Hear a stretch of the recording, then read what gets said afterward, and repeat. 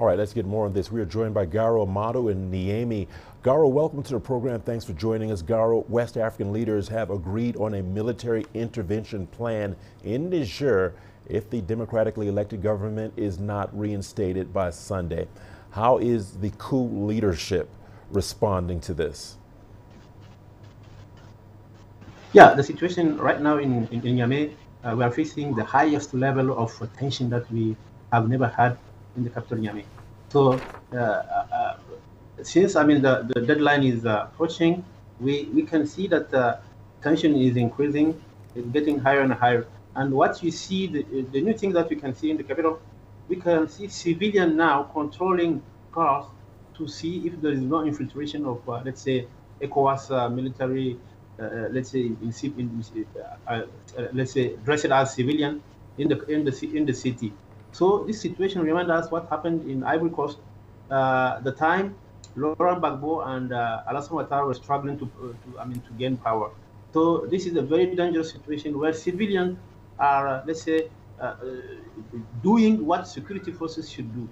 So it's a very dangerous situation for everybody, for even for journalists.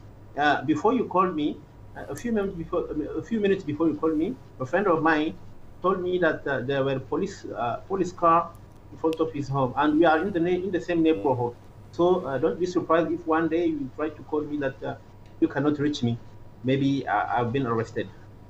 All right, Gare, you spoke of the deadline approaching and, of course, tensions increasing. Talk to us more about what the reaction has been by citizens, and are there any plans by the military to counter any ECOWAS military intervention? Yeah, people are really afraid. Even though some of them are saying that nothing will happen, they think that the ECOWAS will not, launch a raid in the presidential palace. I'm talking about the junta supporters. But what we are noticing is that since the last chance mission, led by Abdusalami Abubakar failed, so people are now convinced that things will go bad, and that the intervention maybe will take place. We do not know if it will take place just at the end of the deadline or a day after. As the chief of, let's say, army said, the chief of operation of ECOWAS army said, they are planning it and they will decide the time to do it. But yesterday, the junta appointed the new chief of the Niger army.